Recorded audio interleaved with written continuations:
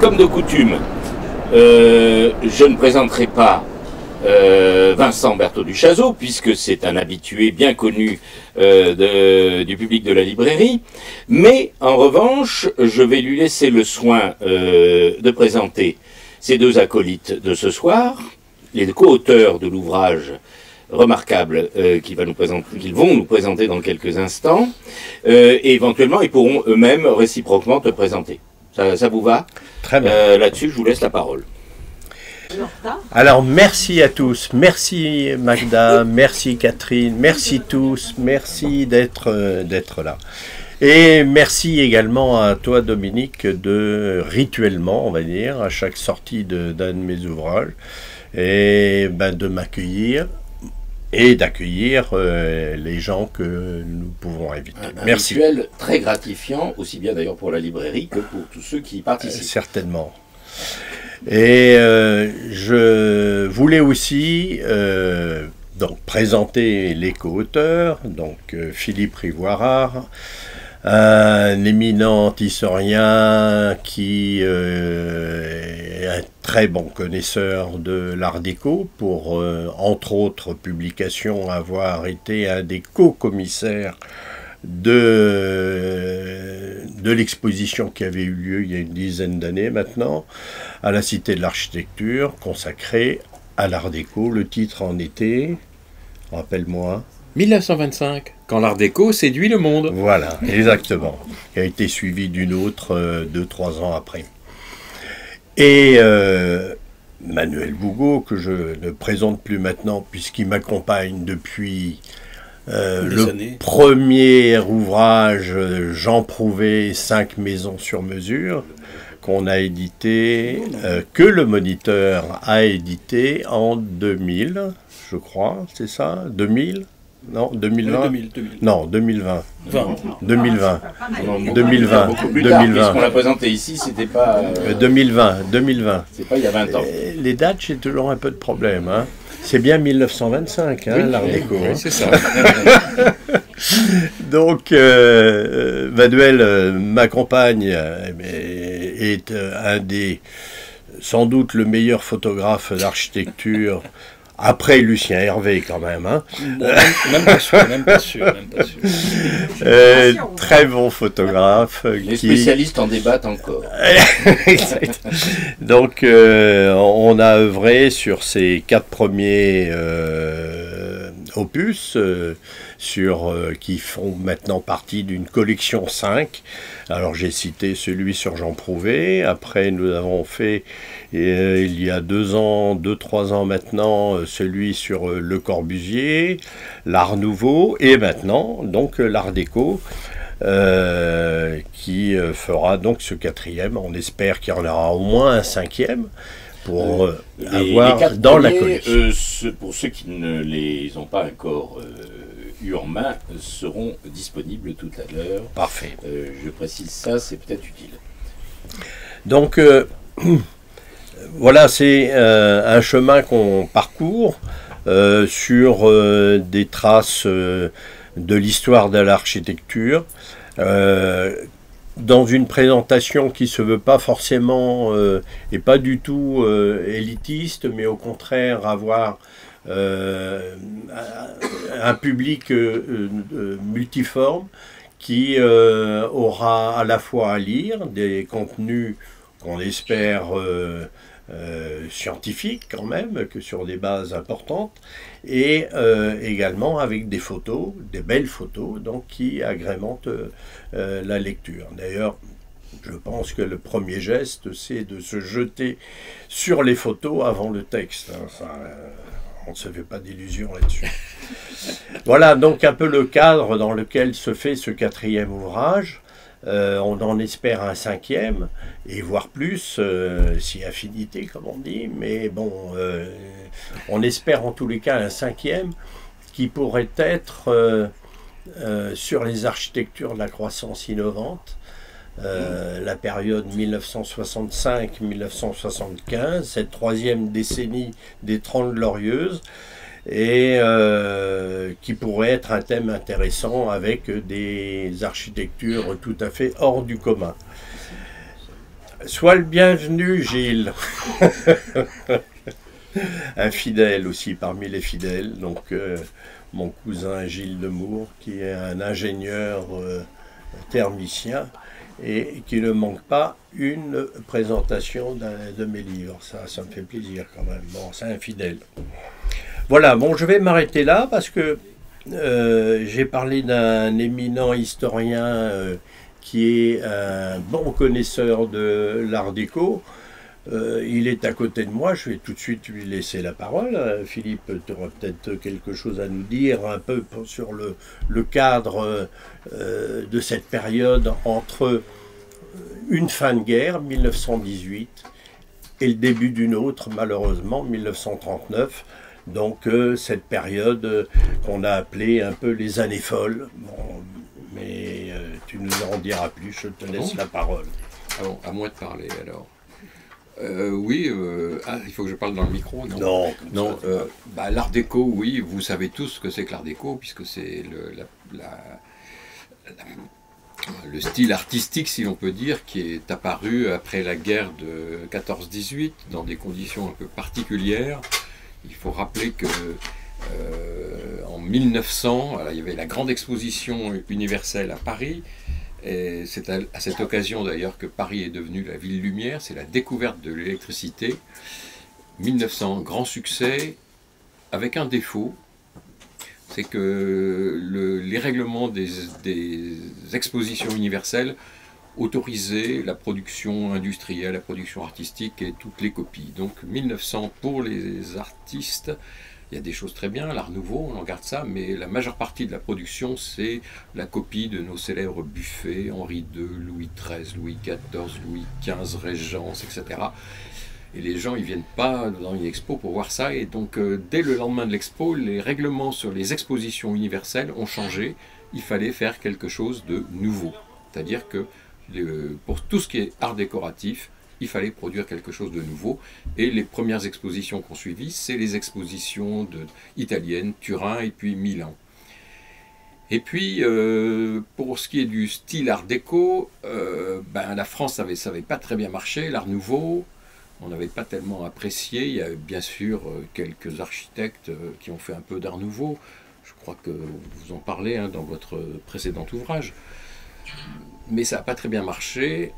Et par contre, il y a un pays qui a démarré tard, à ce moment-là, même pratiquement après 1900, c'est l'Autriche, l'Empire d'Autriche-Hongrie, qui a regroupé autour de certains artistes ce qu'on va appeler les ateliers viennois, les Wiener Werkstätten. En fait, la sécession viennoise qui naît en 1898, mais en fait qui va avoir sa décennie magnifique entre 1900 et 1910, avec un chef-d'œuvre qui n'est pas à Vienne, mais à Bruxelles, qui est le palais Stocklet, que les Wiener Werkstätten, les ateliers viennois, vont construire sous la direction d'un architecte qui s'appelle Hoffmann.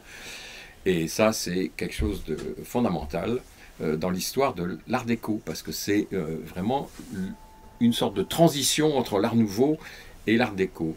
Et les premiers ensembliers, je reviendrai sur ce mot, s'intéressent à ce que font les Viennois et les Allemands.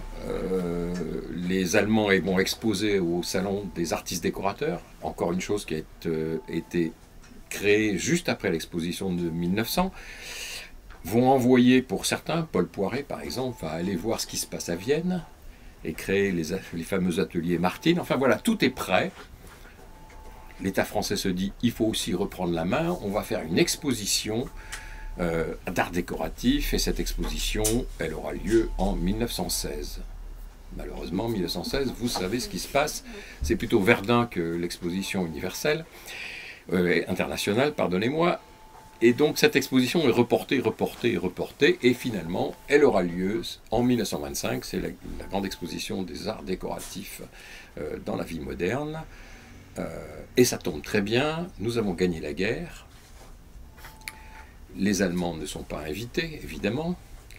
Curieusement, les Autrichiens sont invités, mais malheureusement pour eux, ils sont tous morts ou presque. Il ne reste plus que Hoffmann.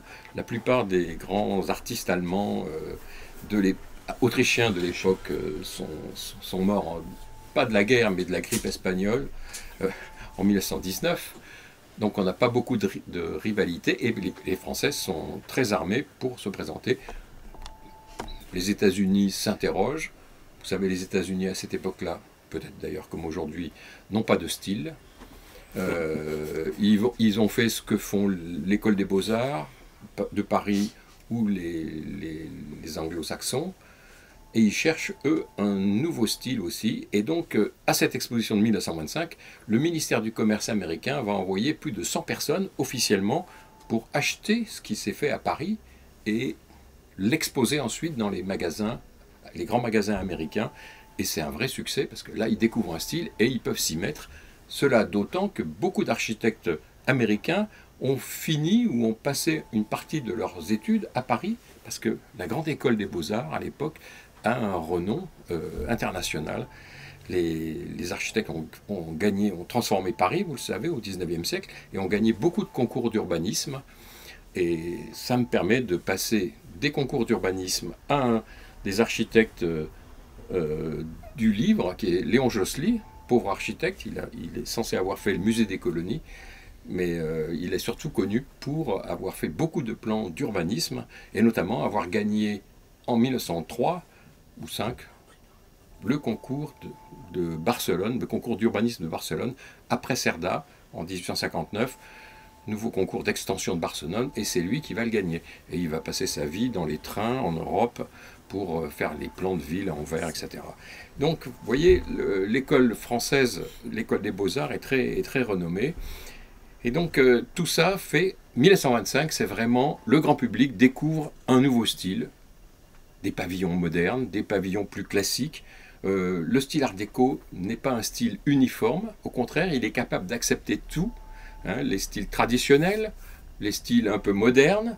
Les historiens se sont battus pour essayer de diviser, de comprendre qu'est-ce qui s'était passé, mais c'est extrêmement difficile, et même un des principaux historiens de cette époque, j'ai oublié le nom, il est cité dans le livre, mais il a changé ses divisions entre le début de l'expo et la fin de l'exposition de 1925. Donc, grand succès populaire, mais c'est aussi l'État français qui est derrière cette exposition, l'État français qui va nommer des architectes art décoratif, si l'on peut dire, pour construire les nouvelles ambassades, notamment l'ambassade de Belgrade, qui à l'époque n'est pas encore une ambassade, je ne sais plus, c'est un nom, c'est pas encore un pays, mais voilà, il y a l'ambassade Belgrade, il y a Belgrade, il va y avoir Varsovie, et puis pour la Prade, ce sera Ankara, puisque nouvelle capitale de la Turquie, il faut construire une ambassade.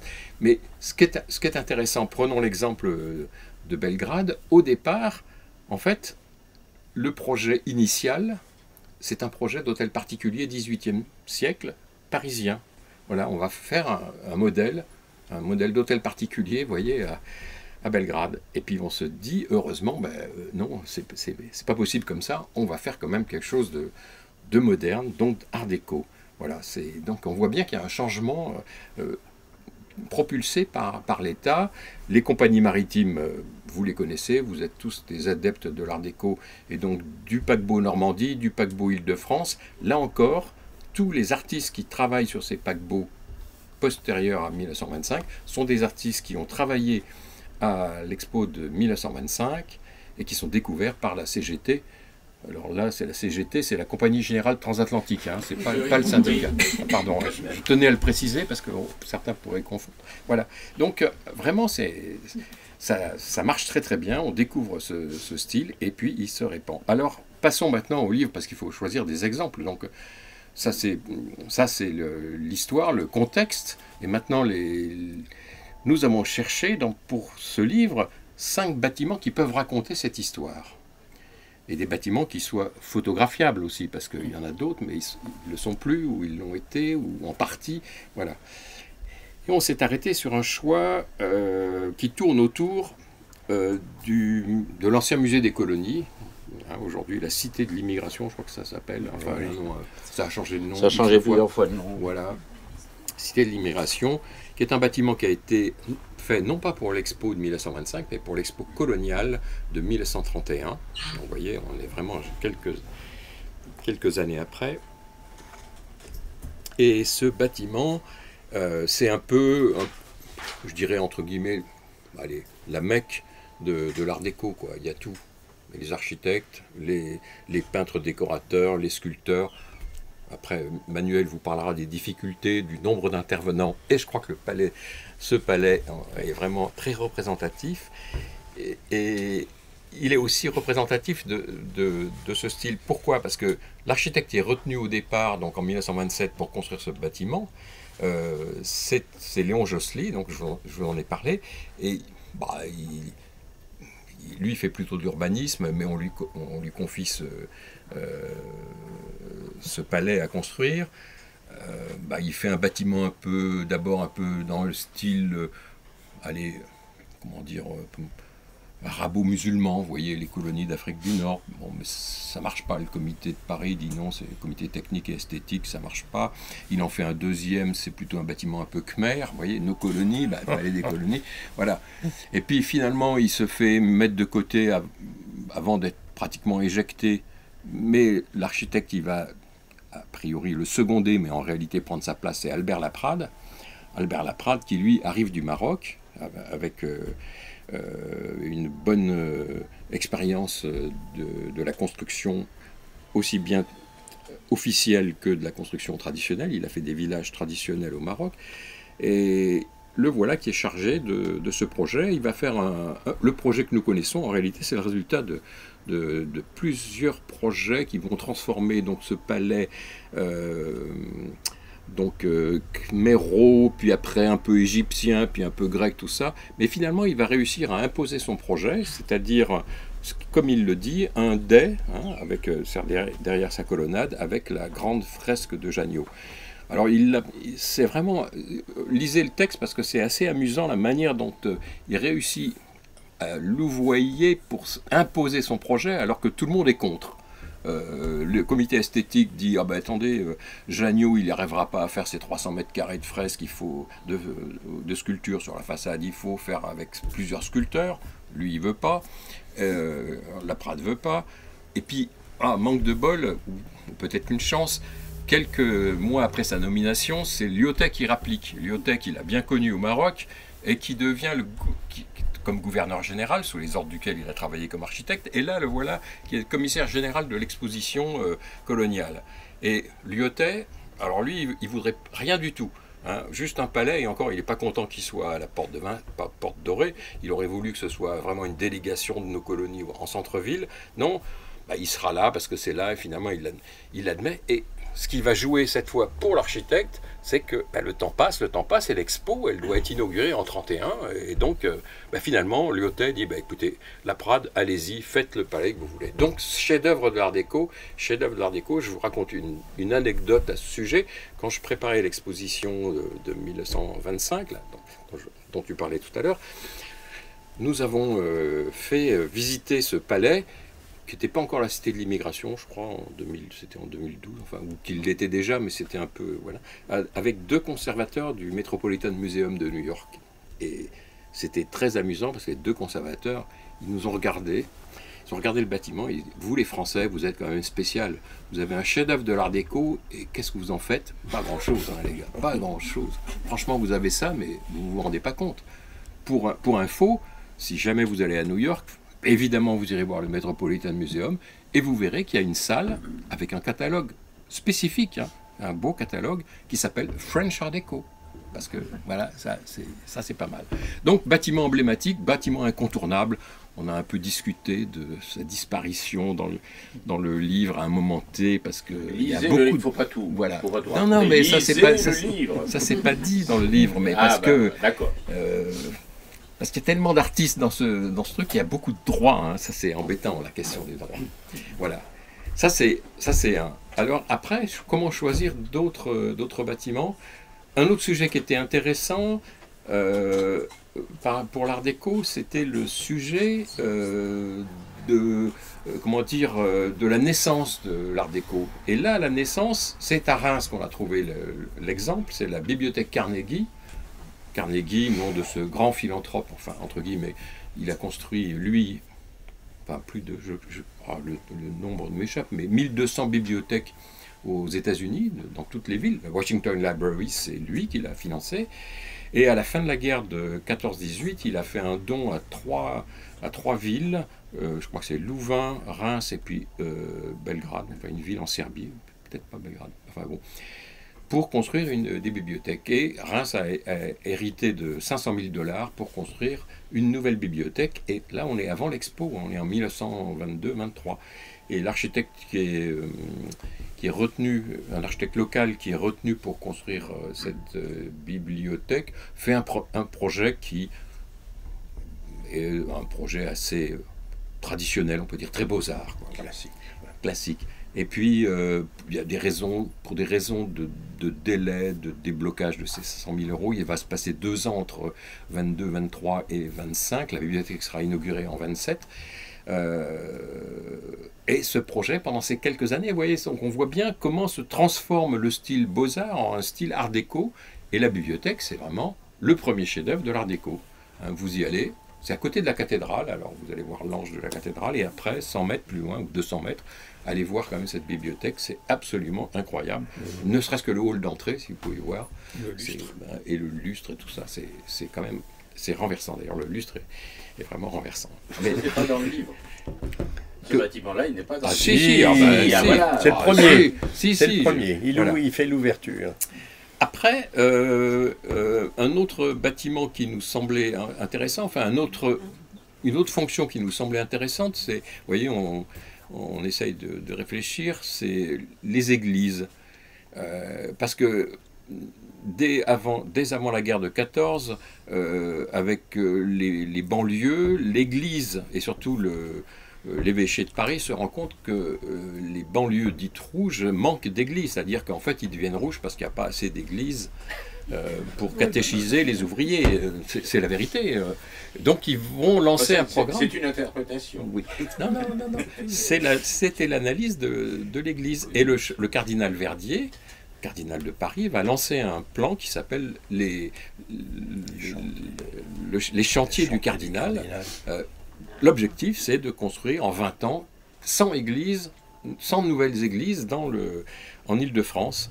Et donc on a choisi une église qui n'était pas au départ dans les chantiers du cardinal, mais qui montre aussi comment les architectes ont réussi et les décorateurs, quand je dis architectes, il faut comprendre les décorateurs, les peintres, les sculpteurs, tout ce qui va avec, ont transformé finalement une église qui, a priori, à part la structure qui était assez marrante, parce que c'est l'architecte Jacques Droz qui l'a dessiné, une sorte de grand dôme, l'a transformé en un bâtiment art déco, ignoré des Parisiens, des Français, même des Vincennois, on dit, je sais pas.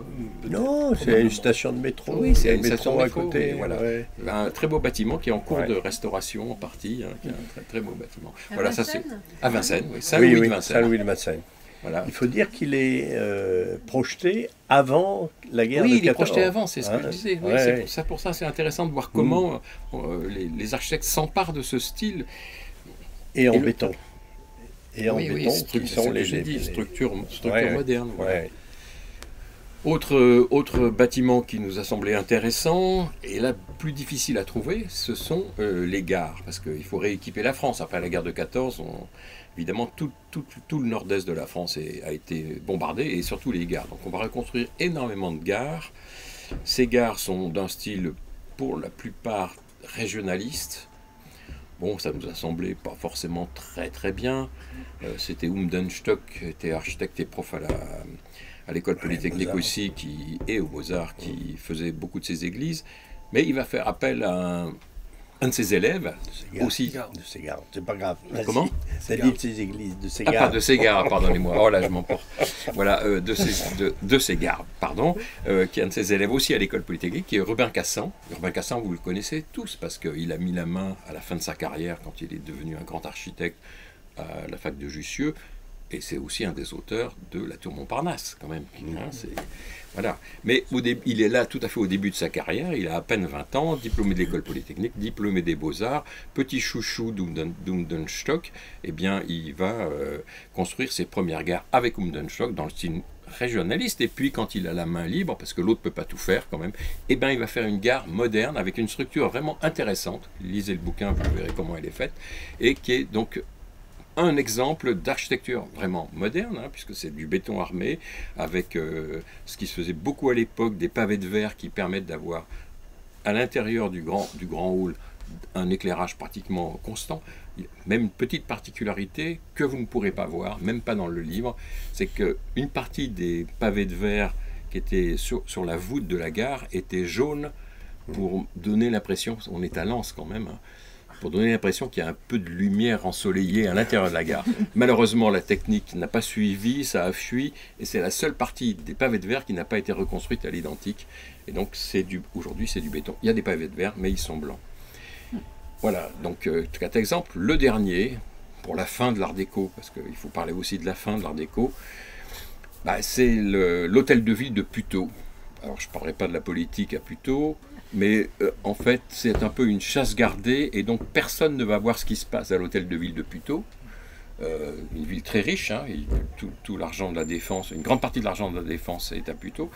Et donc, cet hôtel de ville est resté pratiquement intact, et c'est un bâtiment qui a été projeté dans la deuxième partie de la période Art déco, donc ça, on devient un peu l'Art déco monumental, l'Art déco officiel. C'est aussi, par exemple, le palais de Chaillot, vous voyez, cet Art déco un peu officiel que les critiques d'architecture disent retour à l'ordre. C'est pas toujours vrai, mais voilà. Et donc ça montre aussi la fin de cette époque, comment ce style, qui au départ est un style extrêmement, comment dire, souple au point de vue stylistique, devient un peu monumental, presque emphatique, pourrait-on dire. Voilà, j'en ai fini. Donc, j'ai fini. À moins que... Enfin, oui, Manuel May, après on répond. Manuel va nous dire un peu le contexte de son travail et les difficultés qu'il parfois rencontrées et les différences par rapport aux autres ouvrages dans la manière dont on a pu travailler. Donc la particularité de ce livre par rapport au précédent, c'est qu'il y a, comme on l'a dit, beaucoup d'intervenants, architectes, artistes, etc. Et donc il y avait des problèmes de droit. Donc pour les choix dont tu as parlé, il y avait des évidences, mais c'est vrai qu'il s'est posé plein de questions, notamment pour le palais de la Porte Dorée, où il y avait tellement d'intervenants que ça faisait exploser le budget du livre. Les droits qu'il fallait payer après, donc les droits photos bien sûr, hein, tout ce qui est visible sur les photos, on a des droits à payer aux ayants droit, donc les descendants des architectes, des artistes qui sont intervenus sur les bâtiments. Donc ça a été une grosse difficulté sur ce livre par rapport aux précédents, par rapport aux 3 précédents, où on avait beaucoup moins d'intervenants. Mais bon, finalement, on a quand même réussi à s'en sortir avec des découvertes de budget, voilà, de la DAGP qu'il a fallu payer. Mais sinon, les 5 bâtiments qu'on a photographiés, on n'a pas eu trop de difficultés non plus par contre pour avoir les accès. On avait eu plus de difficultés par exemple sur les unités d'habitation de Le Corbusier. Là ça a été à peu près facile. Voilà, moi j'ai pas énormément d'autres choses à dire sur ce livre. Peut-être que tu peux nous dire comment tu travailles quand tu fais une prise, comment ça se passe. Tu m'as raconté qu'effectivement, tu as plusieurs prises sur... Oui, ça c'est un détail technique mais extrêmement intéressant. Mais si, vas-y, si, en fait. C'est pas tchoung, on prend la photo... Alors en fait, moi je travaille comme... à l'ancienne, disons, je travaille toujours sur pied avec... bon, là, toutes les photos sont faites en numérique parce qu'on n'a pas le budget pour payer les pellicules, puisque j'ai l'habitude aussi de travailler en argentique à la chambre, grand format. Donc là, on travaillait en numérique, mais je travaille comme avec une chambre grand format argentique, sur pied, avec un appareil photo donc, qui est fixe, avec des objectifs à décentrement, donc pour pouvoir faire les mêmes décentrements qu'avec une chambre technique. Ce qui donne effectivement des perspectives un peu différentes d'un simple reportage. Voilà. De se balader avec un appareil photo et de faire des photos. On peaufine beaucoup plus les cadrages, on prend le temps de bien cadrer, de bien mettre en valeur les choses qui sont importantes dans l'image. Voilà, c'est un peu ma façon de travailler. Plusieurs prises sur le même Plusieurs sujet, prises sur le avec même sujet, des diaphragmes oui, voilà, différents. c'est un bracting d'exposition, c'est-à-dire qu'en fait, je fais plusieurs expositions et après tout ça, c'est monté ensemble pour pouvoir avoir à la fois des détails dans les hautes lumières, des détails dans les ombres. Ce qui donne une image qui est peut-être plus proche de ce qu'on voit à l'œil, puisque l'œil, lui, de toute façon, il accommode aussi bien la mise au point que la luminosité. Quand on regarde à droite, à gauche, même si c'est plus sombre, on voit quand même, même si c'est plus clair, on voit quand même. Bah là, en fait, c'est un petit peu ce qui se passe sur mes photos, puisque j'ai des détails partout. Aussi bien les hautes lumières que les basses lumières. Écoutez, il vous reste à vous rendre compte par vous-même. Voilà. Je vais, comment dirais-je, une petite question d'ancien de l'école de Vaugirard. Oh, bienvenue. Est-ce que, à l'heure actuelle, encore, tous les photographes, en tout cas au moins d'architecture, utilisent des chambres ou des objectifs à décentrement? Non. Il y en a peu, mais il y en a quand même, oui, bien sûr. Il y en a quand même, Bah, en dehors de vous. Oui, mais c'est même une façon de se débarquer un petit peu du reste. Oui, bien sûr, mais on expliquera plus tard. Mais il y a un problème de budget. Voilà, on expliquera plus tard aux néophytes pourquoi c'est quand même un gage éminent de qualité technique. Il n'y a pas de... Non, en fait, qualitativement, le numérique est bien meilleur que l'argentique. Non, mais je parle de la chambre. Oui, mais même... je veux dire, voilà, de l'objectif, du décentrement. Oui, mais même là moi, quand je travaille pour ces livres-là, par exemple, en numérique, mais avec des objectifs à décentrement, donc de la même façon, finalement, que travailler à la chambre, grand format. Oui, d'accord. Mais là, par exemple, moi, je travaille avec un boîtier, avec un capteur de 50 millions de pixels. C'est meilleur. Oui, ça c'est pour la définition. Voilà, en définition, c'est meilleur qu'une chambre en 4-5. Oui, bien sûr, mais la chambre, c'est l'objectif à décentrement, mais on ne va pas embêter le public. Voilà. On en discutera entre nous après. D'accord. Non, parce que ça permet de faire un type de photo. Non, mais on peut faire un workshop photo. Voilà. Excusez-moi. Juste, et pour conclure, vous savez, le livre d'architecture, c'est pas d'une grande diffusion. Ça reste quand même une niche assez refermée.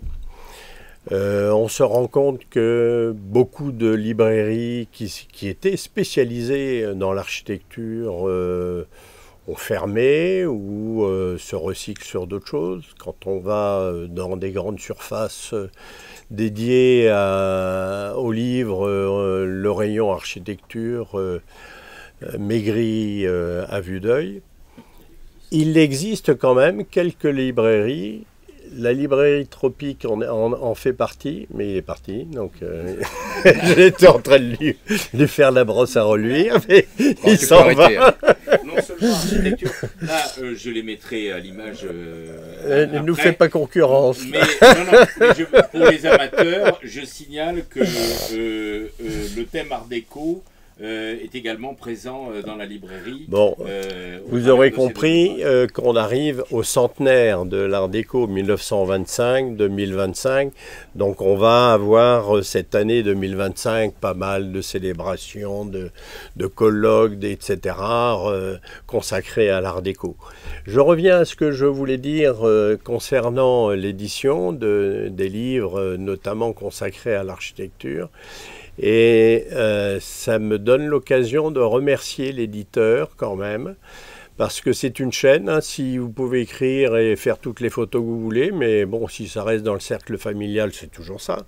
Mais si on veut aller au-delà, il faut mouiller des éditeurs. Et je dois dire que le premier, celui sur Jean Prouvé, 5 maisons, sur mesure, on a pas mal galéré on était presque sur le point de désespérer, de dire que rien ne se fera, quand on a eu la bonne surprise d'avoir le moniteur en la personne de son directeur Thierry Crémer qui nous a ouvert les portes et a persévéré, puisqu'on en est au 4e, bon, ce qui n'était pas forcément notre but au départ. Prouvé nous suffisait amplement. Il a bien marché en plus, le livre de Prouvé. Ah oui. Hein? Oui, il marche bien. Très bien marché. Voilà. Nous, on est venu souvent nous le demander bien après. Voilà. Donc, à notre modeste niveau, on peut en attester. Et voilà, bon, et Jonathan Rouvillois, donc qui est lui le relecteur et le directeur éditorial. Et tous les étés, parce que c'est vrai que c'est pratiquement tous les étés qu'on sort un livre, se farcit nos tapuscrits. Se met en colère parfois parce qu'on va pas assez vite dans les corrections qu'il demande ou celles qu'on veut pas faire d'ailleurs, ça peut arriver. Mais on arrive toujours à une entente, bien sûr, entre gens civilisés. Et on a, je pense, un bon travail d'équipe avec vous. On en a fait 4 avec vous. Le premier, c'était une autre personne. Voilà, bon, ben, et je voulais... et l'Algérie, avec Claire et Lucille Ferrat, qui, elle, s'occupe de placer les livres dans toutes les librairies et autres lieux où on peut, autres lieux où on peut trouver ces ouvrages. Et ça aussi. Également tous à l'écran dans le montage de la vidéo. Okay. Hommage au moniteur, qui le mérite bien. Voilà, merci en tous les cas. Si vous avez des questions, oui, ben on peut oui, allez-y. Avant le réconfort. Est-ce qu'il y a des bâtiments que vous avez été obligé de laisser tomber faute de place et que vous auriez aimé mettre dans le livre? Oui, oui. Philippe en a parlé. Il est évident que, bon, d'abord, on était contraint à 5. Et ensuite, il y avait, Manuel en a parlé, c'est les difficultés de, accéder au bâtiment, que les propriétaires veuillent bien qu'on fasse des photos dans son bâtiment, etc. 2, les possibilités aussi, avec des ayants droit, de nous aménager quand même, et Catherine Prouvé le sait très bien, qui nous a vraiment facilité justement dans ce premier ouvrage sur Jean Prouvé. On ne peut que vous remercier, Catherine, de nous avoir exempté des droits. Non, mais c'est vrai, parce que sinon on ne les fait pas, les livres. Si on a, je veux dire, ça peut faire de tels budgets, et là, notamment sur l'art déco, puisqu'on avait X artistes, en plus des architectes, puisque c'est une œuvre totale, alors que, bon, sur l'art nouveau, c'était un peu le cas, mais un peu moins. Mais par exemple sur Jean Prouvé, donc on avait Jean Prouvé, point final, il n'y avait pas d'autres artistes qui intervenaient ou d'autres architectes. Donc ça aussi, ça peut être un frein dans le choix d'édifices.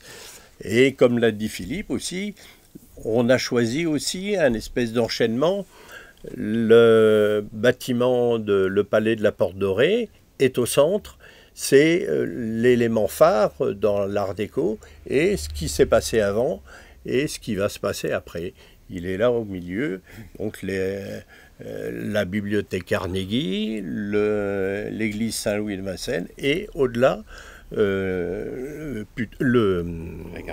la gare de Lens et plutôt l'hôtel de ville. Mais c'est vrai que c'est pas... On a beau se dire, tiens, on va faire ça, ça, ça et ça, mais... voilà, mais quand même, Vincent, sur ce livre, on a été globalement bien reçus, quand même.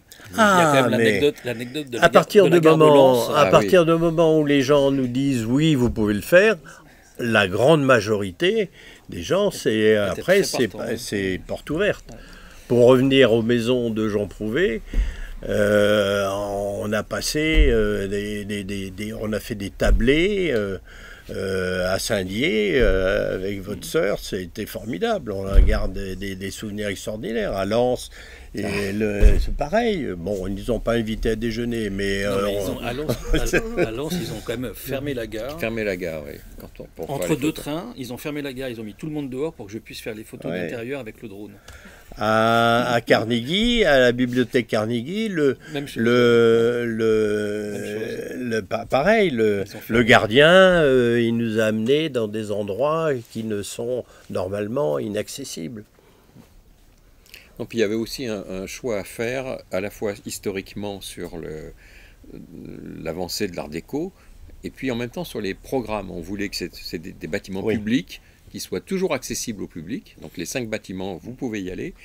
Et on aurait pu prendre 5 églises, par exemple, Art déco, mais 5 églises Art déco, à la fin, je ne sais pas si le moniteur aurait suivi. Hein. Oui. Voilà. Et puis, Il aurait été suspecté d'arrière-pensée. En plus, et puis pour les protestants, c'était pas simple, quoi. Voilà. D'accord. Alors, Non, mais oui, il y avait aussi cette volonté parce que bon, l'Art déco, enfin, tu pourrais le dire, mais est très représenté aussi dans le logement, dans les immeubles d'habitation. Qu'à voir dans Paris, il y a... mais après, il faut pouvoir rentrer. Et comme tu dis, bien souvent, les appartements, ils sont transformés. Il n'y a plus rien, plus un meuble Art déco, etc. Ce qui n'est pas le cas. Bon, les deux bureaux, par exemple, au Palais de la Porte Dorée, je veux dire, ils sont vraiment dans leur jus. À Puteaux, la salle des mariages de Puteaux, c'est... Allez-y, il faut vous marier, allez vous marier à Puteaux. C'est incroyable. Le bureau qui fait 10 mètres de large. Le bureau est incroyable. Le bureau est incroyable, ces revêtements en cuir bleu magnifiques, les fresques de... on ne rappelle plus de son nom, ils sont extraordinaires. Enfin, et c'est tout l'ensemble des murs qui sont complètement peints, avec des belles femmes nues. Alors ça peut peut-être aussi pousser à l'adultère, tout ça, hein, pour une salle de mariage. il va falloir passer à une autre question du public. Pourtant, on n'a pas encore commencé les libations. Puisque vous dites que c'est une niche finalement l'architecture, vous ne pensez pas parfois traduire ces livres en anglais? Parce qu'en fait il y a une clientèle à l'extérieur de la France qui demande que ça. Mais alors nous on on fait assez peu de traduction. Imaginable. Et le livre d'Alastair Duncan que vous avez montré là, il a été fait en français et en anglais. Et alors qu'en fait il y a des tas de livres sur l'art déco, particulièrement parce que je m'intéresse à l'art déco, qui sont qu'en français.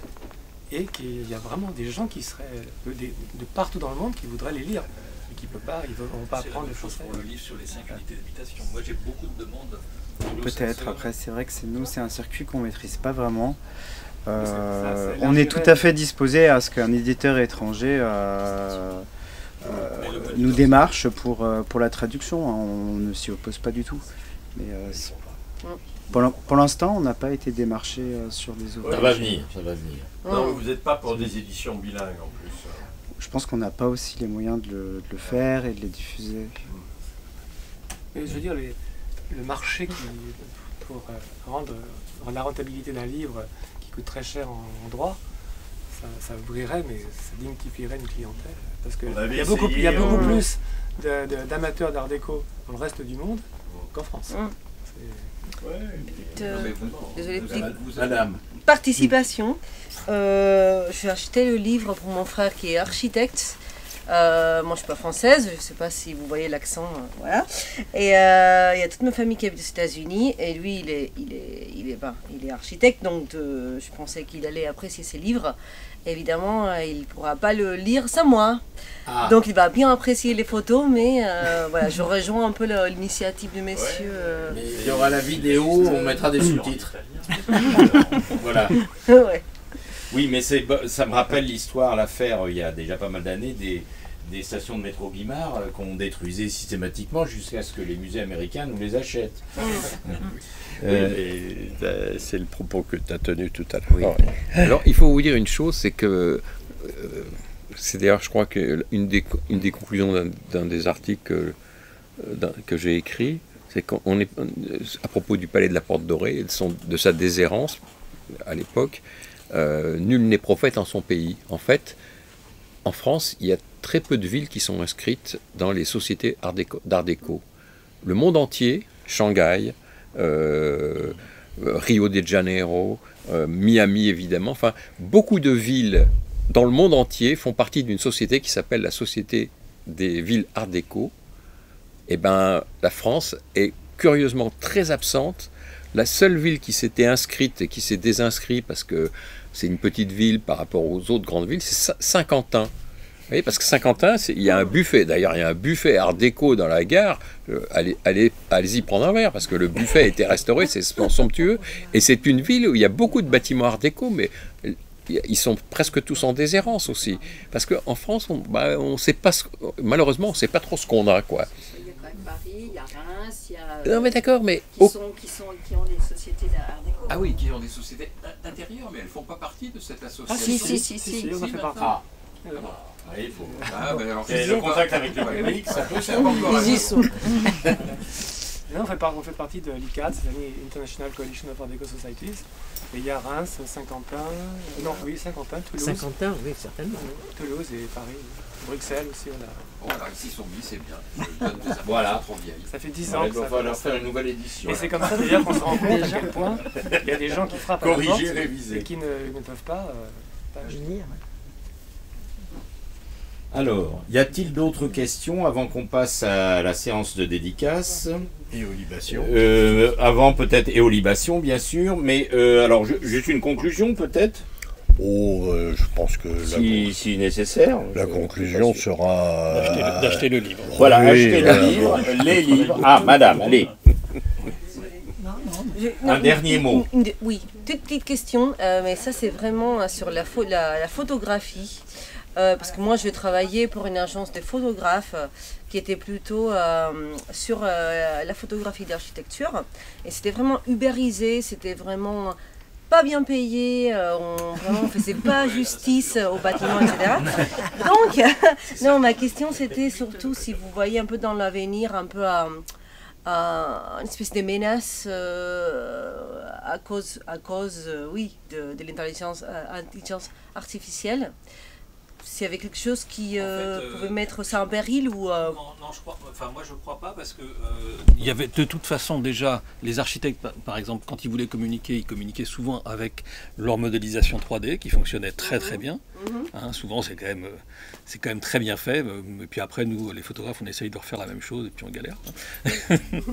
et donc en fait non, on voit bien que les architectes ce truc du numérique au début où tout le monde prenait un appareil photo et se disait photographe, ça c'est fini maintenant. Donc les architectes font appel à des vrais photographes pour leur qualité, pour leur œil, pour le métier, il est pas les bons photographes non. Ouais. Un autre créneau pour les vrais bons photographes, oui, bien sûr, le livre de cuisine. Si, ça marche aussi. Non, mais... Dans le livre, il y a deux photos qui sont faites avec il se vend encore énormément de livres de cuisine, contrairement à ce que beaucoup de gens imaginent. Canon et ça R5. tient aux photos, parce que c'est les photos qui font vendre les livres et qui intéressent les gens, qui leur donnent envie de faire la recette. Et c'est un sacré boulot de spécialiste, hein, le livre de cuisine. C'est complètement autre chose que... Mais c'est là aussi, c'est des techniciens de haut niveau. Donc, conclusion, à part lisez le livre, bien sûr, allez l'acheter dans quelques instants. D'abord, avant. Rien à ajouter. Non, simplement de dire qu'effectivement, on rentre dans le 100e anniversaire de... Le prochain, c'est quoi? On en a parlé. Le prochain, je l'ai un peu abordé, mais ça dépend de l'éditeur. Hein. On n'est pas seul. On a fait des propositions, dont celle d'un ouvrage qui nous tient à cœur, Manuel et moi, sur les architectures de la croissance innovante. C'était Gérard Monnier qui appelait cette 3e décennie des 30 Glorieuses comme ça. Pourquoi? Parce que croissance innovante, on a eu effectivement une première décennie qui a été la reconstruction de l'après-guerre avec les moyens du bord. La deuxième qui a été les chemins de grue et les constructions notamment de banlieues et de grands ensembles. Et une troisième, donc, après avoir logé les gens, il fallait peut-être aussi les éduquer, leur donner à faire du sport, à lire, etc. Donc ça a été les équipements au travers notamment de l'architecture industrialisée, ou de tentatives en tous les cas, avec des bâtiments, par exemple des concours, le concours des 1000 piscines, duquel sort cette fameuse piscine tournesol. qui ferait partie d'une des cinq architectures de cet ouvrage. Je pense par exemple aussi à l'École nationale de musique et de danse de Montreuil, un bâtiment novateur, notamment en termes de refroidissement de l'ossature métallique en cas d'incendie, notamment après le drame du CES Payron. Je pense aussi à d'autres bâtiments, alors qui seraient selon 5 techniques et matériaux. Le bois, on pense par exemple, pour le bois, on pense à l'université de Reims avec ses amphithéâtres en forme de coquille Saint-Jacques avec du bois lamellé-collé. Pour la toile, on pense à la piscine du 12e arrondissement là, de Taillibert. Pas loin de on pense au verre, on pense, mais est-ce qu'on pourra l'utiliser? Ce serait par exemple les façades étudiées par Jean Prouvé pour le siège du Parti communiste. J'ai cité l'acier avec l'École nationale de musique et de danse de Montreuil, et le plastique avec la piscine Tournesol. On aurait fait comme ça un panel de 5 matériaux avec des innovations. Voilà. À suivre donc. Bonne chance. En tout cas, bravo. Merci. Donc là,